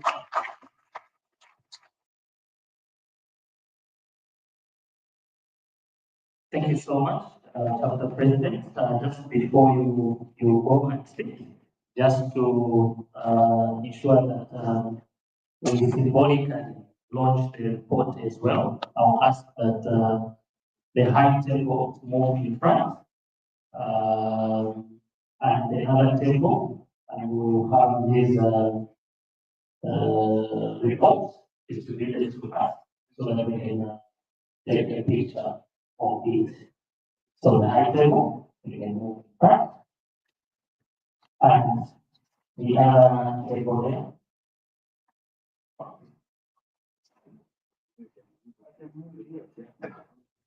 Should be.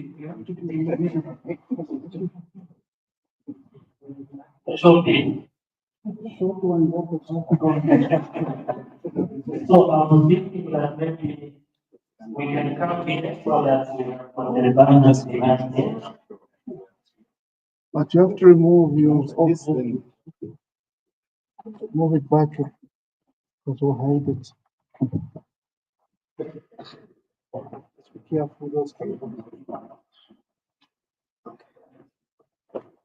Yeah.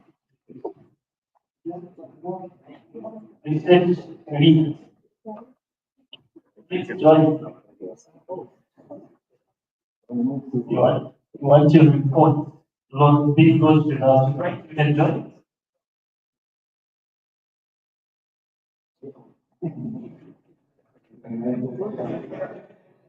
So you can say what you want has been fully implemented. Oh.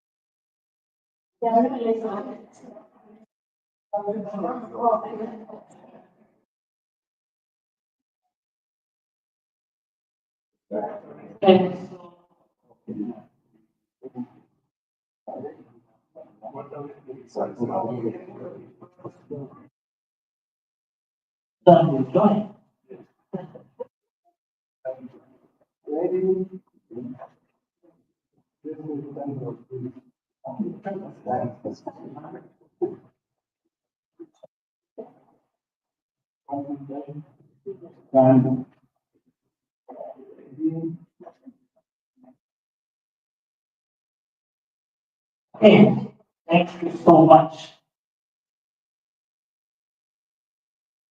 We can take our seats.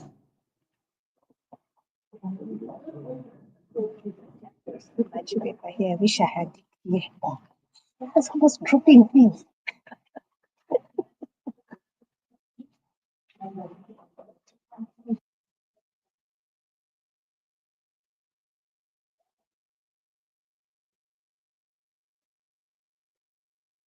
Thank you so much for that.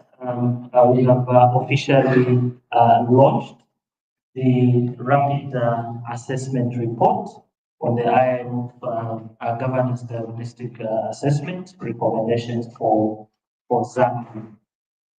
We'll move on to the next session of our program. actually coming to the end of this program. At this particular point in time, I will invite Mr. Raymond Mutale, Head of Programs for Transparency International Zambia, who will give us the closing remarks. Mr. Raymond.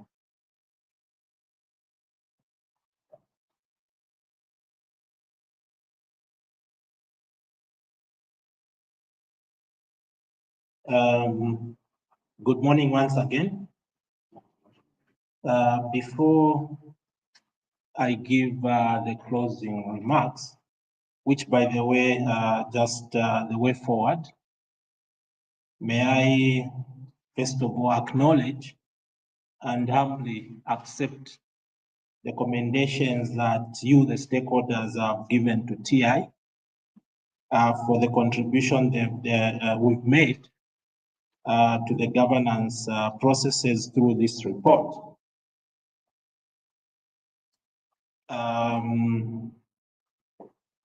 There are three actions that we will need to take having launched this report. The first one is what has come out of this conversation. It's a mixture of two things. One, as a challenge to TI and civil society organizations to step up in terms of advocacy. And the other one is just to agree with Bright and I think Josiah, as well as my boss, Morris, that we've lined up a number of advocacy interventions arising from this report. Of course, there are three main outcomes from this report. One commitment has been completed. Of course, it has been challenged. We need to go back and check whether this completion is actually a completion. There are 6 that are partially undertaken. We'll need to go back and check the status, and also the 4 that have not been undertaken. Apart from that, we'll continue engaging strategic stakeholders around these issues that have come out of this report. We'll also continue campaigning and disseminating information to the general public as a way of creating a stronger voice, creating a big voice that should push government to do what they are supposed to do. The second action is related to what has been happening in the country for the past few months around governance.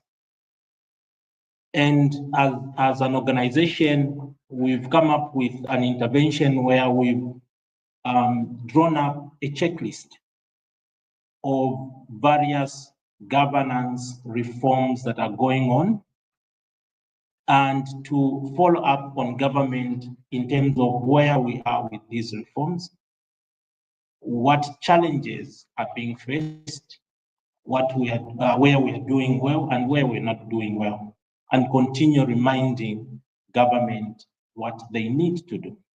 And this report brings out evidence that should be added to this checklist. And so we'll do that and continue engaging with government, sometimes constructively, other times because of one of the participants here highlighted that government is actually being clever. Sometimes they're blocking us out from information that we need, and give us information at the last minute, which makes it very difficult for us to effectively engage government. But maybe we need to go back to the drawing board as civil society organizations and see how we disrupt this disruption coming from government. The last action is in relation to the open government process. Zambia recently joined this process, And the next step is to draw up an action plan. Again, this report brings out valuable information that we should add to the voice of civil society, which is very important in this process to effectively, engage government and continue encouraging government to remove the black veil, to be open, to ensure that we engage in a very open conversation and dialogue. May I also take this opportunity before I close to thank the following. One, we want to thank the Chandler Foundation for supporting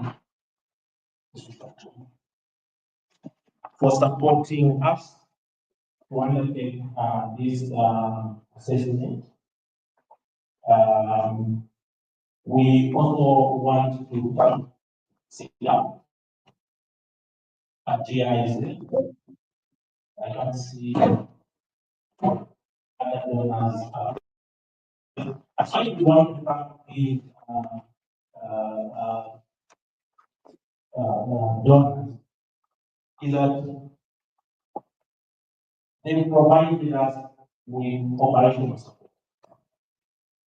And through that support, we've been able to begin to and through this we build a foundation to identify and to collaborate and come up with this.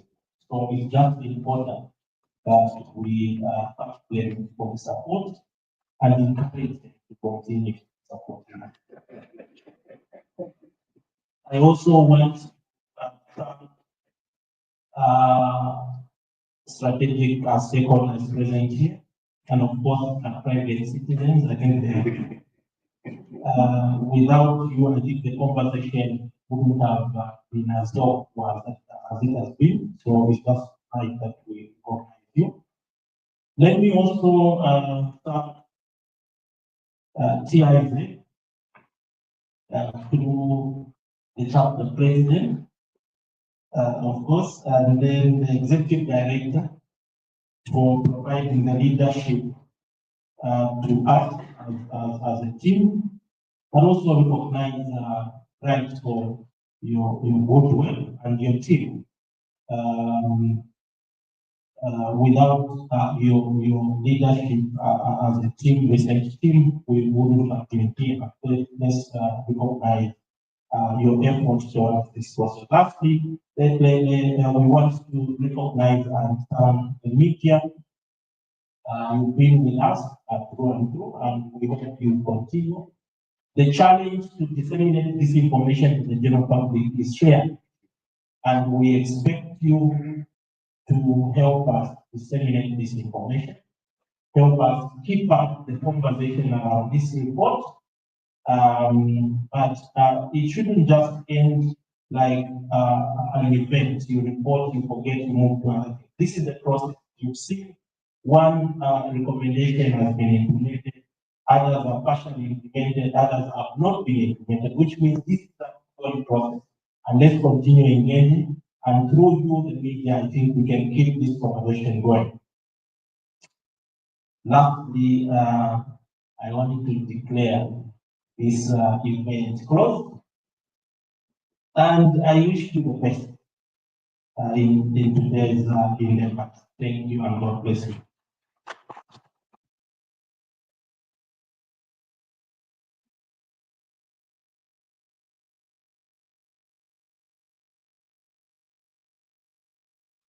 Thank you so much, head of the program, Mr. Kare, for that. I have learned from government that the meeting is closed. What comes next are just announcements.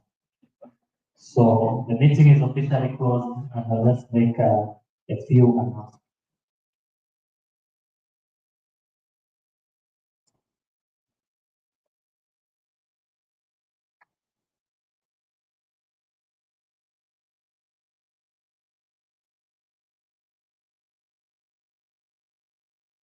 All right.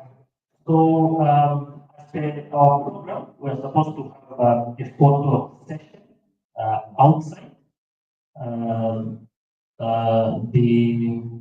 camera people will give us guidelines, but after here, we'll go outside and have photos or take photos. Then after that, logistics will be done by Madam Shilakulu, who will be here waiting for us. We also have lunch that has been prepared for us, and it will be ready at 12 afterwards. So I hope by the time we are done with the photo outside and logistics, lunch will be ready in the restaurant.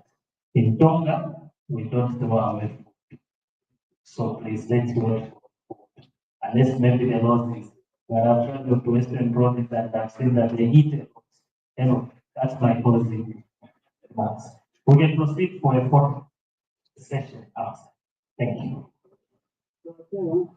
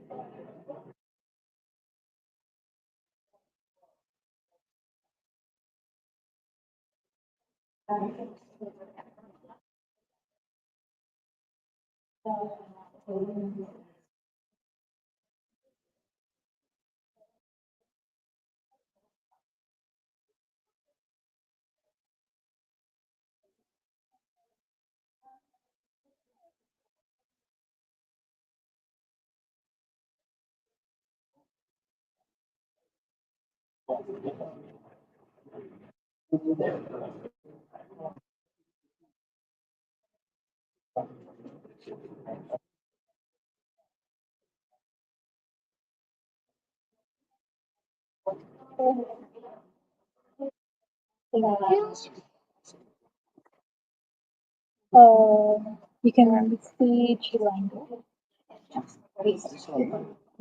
I don't know. Hold on.